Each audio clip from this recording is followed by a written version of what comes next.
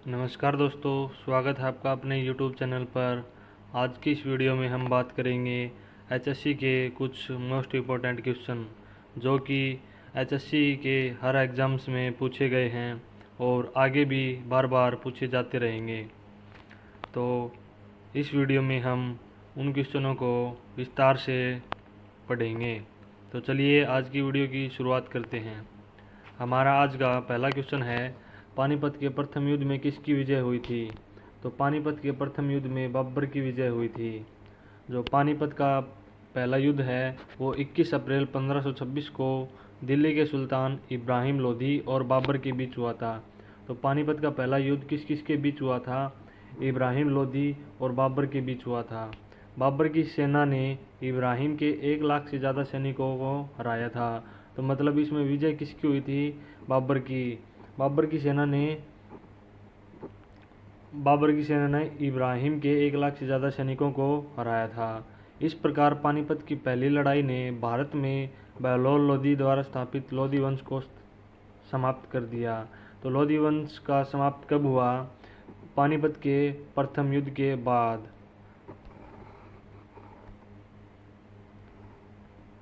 चलिए पानीपत के तीनों लड़ाइयों के बारे में विस्तार से थोड़ा सा पढ़ लेते हैं।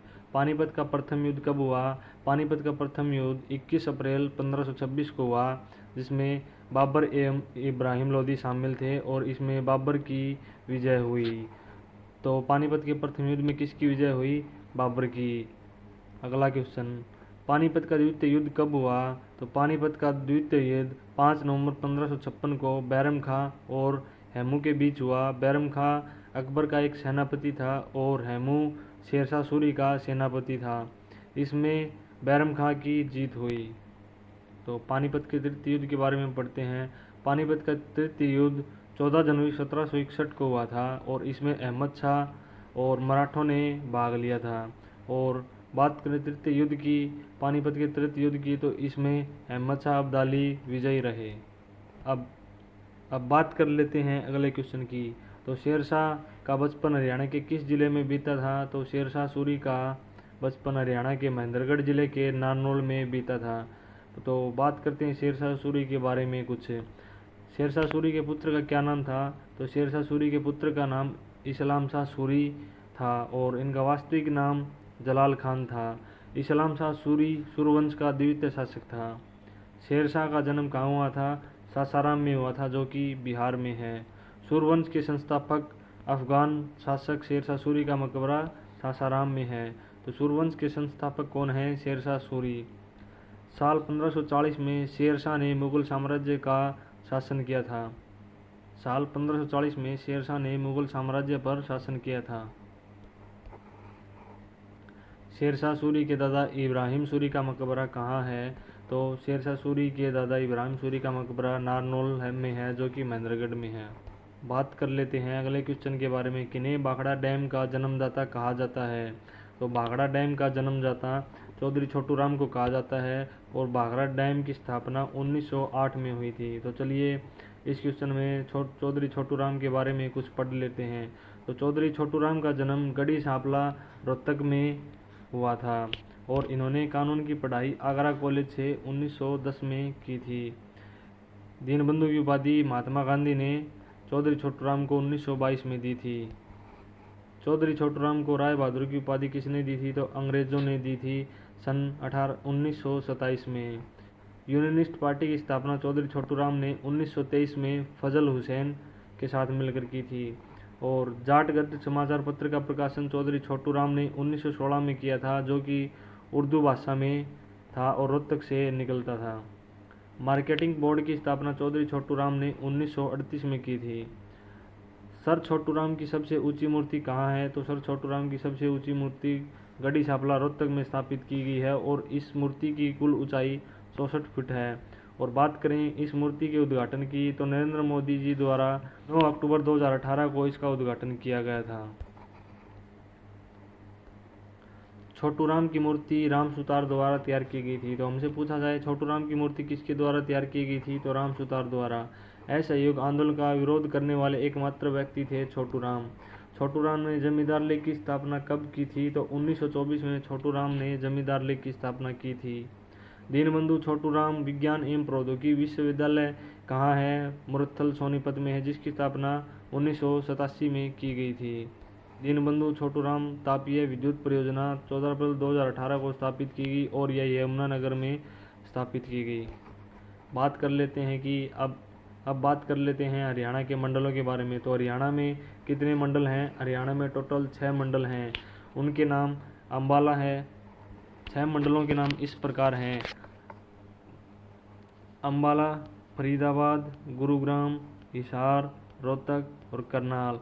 अम्बाला मंडल के अंतर्गत अम्बाला, कुरुक्षेत्र, पंचकुला, यमुनानगर आते हैं और अम्बाला में कुल 4 जिले हैं। अम्बाला मंडल में फरीदाबाद मंडल में फरीदाबाद, पलवल, मेवात आते हैं, इसमें 3 जिले शामिल हैं। गुरुग्राम मंडल में गुरुग्राम, महेंद्रगढ़, रेवाड़ी 3 जिले शामिल हैं। हिसार में हिसार, सिरसा, जींद शामिल हैं। फतेहाबाद भी 4 जिले हैं। रोहतक मंडल में रोहतक, भिवानी, सोनीपत, झज्जर, दादरी 5 जिले शामिल हैं। बात करें करनाल मंडल की, करनाल मंडल में करनाल, कैथल, पानीपत 3 जिले शामिल हैं और करनाल और फरीदाबाद नए मंडल हैं। जब 1 नवंबर 1966 को हरियाणा राज्य बना तब इसमें कितने जिले थे? तब इसमें 7 जिले थे और उनकी ट्रिक किस प्रकार है? घर जे के में। तो जी से गुरुग्राम, एच से हिसार, ए से अम्बाला, आर से रोहतक, जे से जींद, के से करनाल, एम से महेंद्रगढ़। हरियाणा का 21वां जिला कौन सा है और कब बना? तो हरियाणा का 21वां जिला पलवल है, जो कि 15 अगस्त 2008 को बना था। पलवल में आरक्षित सीट होटल है और पलवल का जनसंख्या घनत्व 767 व्यक्ति प्रति वर्ग किलोमीटर है। पलवल में पंचवटी मंदिर है। पलवल में दाऊ जी का मंदिर है। यह मंदिर वंचारी गांव में स्थित है और यह मंदिर भगवान श्री कृष्ण जी के भाई बलराम की स्मृति में बनवाया गया। सती का स्थान यह भी होटल पलवल में है और 12 खंबा छतरी यह भी होटल में है। किशोरी महल यह होटल पलवल में है। द्रौपदी घाट पलवल में है। डबचिक झील होटल पलवल में है। कौशल विकास विश्वविद्यालय यह पलवल में स्थित है और पलवल में बन रहे कौशल विश्वविद्यालय का नाम विश्वकर्मा कौशल विश्वविद्यालय होगा। मटिया का किला पलवल में है। नेताजी सुभाष चंद्र बोस स्टेडियम यह भी पलवल में है। हरियाणा में परमाणु विद्युत केंद्र कहाँ बनाया जा रहा है? तो हरियाणा में परमाणु विद्युत केंद्र गोरखपुर फतेहाबाद में बनाया जा रहा है।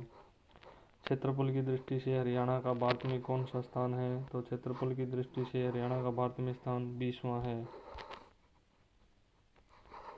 ऑनलाइन जन शिकायत दर्ज कराने वाला भारत का पहला राज्य कौन सा था? तो ऑनलाइन शिकायत दर्ज कराने वाला हरियाणा भारत का पहला राज्य था, जो कि 2010 में इसकी शुरुआत हुई थी। हरियाणा का लौह पुरुष कौन कहलाता है? तो चौधरी बंसीलाल को हरियाणा का लौह पुरुष कहा जाता है। चौधरी बंसीलाल विश्वविद्यालय भिवानी की स्थापना 2014 में की गई थी और चौधरी बंसीलाल का जन्म 26 अगस्त 1927 को हुआ था और इनकी मृत्यु 28 मार्च 2006 को हुई थी। इनकी जन्मभूमि हरियाणा के भिवानी जिले के गोलागढ़ गांव के जाट परिवार में हुआ था। चौधरी बंसीलाल का जन्म हरियाणा के भिवानी जिले के गोलागढ़ गांव के जाट परिवार में हुआ था। हरियाणा विकास पार्टी की स्थापना हरियाणा के पूर्व मुख्यमंत्री स्वर्गीय चौधरी बंसीलाल ने कांग्रेस से बाहर होकर की थी। तो हरियाणा विकास पार्टी की स्थापना चौधरी बंसीलाल ने की थी। 1996 में इस पार्टी को सरकार बनाने का मौका भी मिला, लेकिन 2005 तक आते आते इसने अपनी लोकप्रियता खो दी और कांग्रेस में विलय कर लिया। एक स्वतंत्रता सेनानी के रूप में चौधरी बंसीलाल 1943 से 1944 तक लोहारू राज्य के प्रजामंडल के सचिव थे। 1957 से 1958 तक बार एसोसिएशन भिवानी के अध्यक्ष भी रहे चौधरी बंसीलाल और 31 दिसंबर 1984 को वे रेल मंत्री और बाद में परिवहन मंत्री भी बने।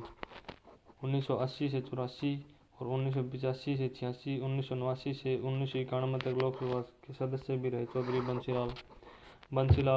1968, 1972, 1986 और 1996 4 बार हरियाणा के मुख्यमंत्री रहे। तो बंसीलाल हरियाणा के मुख्यमंत्री कितनी बार बने?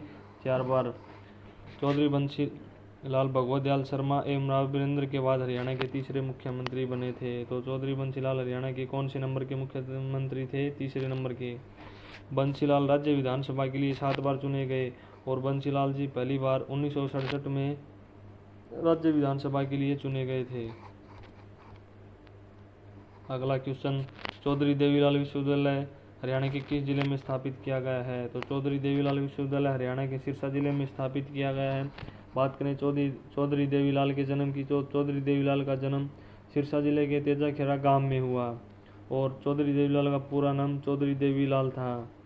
इनका जन्म 25 सितंबर 1914 को हुआ था। और बात करें इनकी मृत्यु की, तो 6 अप्रैल 2001 को चौधरी देवीलाल की मृत्यु हुई। चौधरी देवीलाल के पिता के नाम की बात करें तो चौधरी देवीलाल के पिता का नाम लेखराम सियाग था।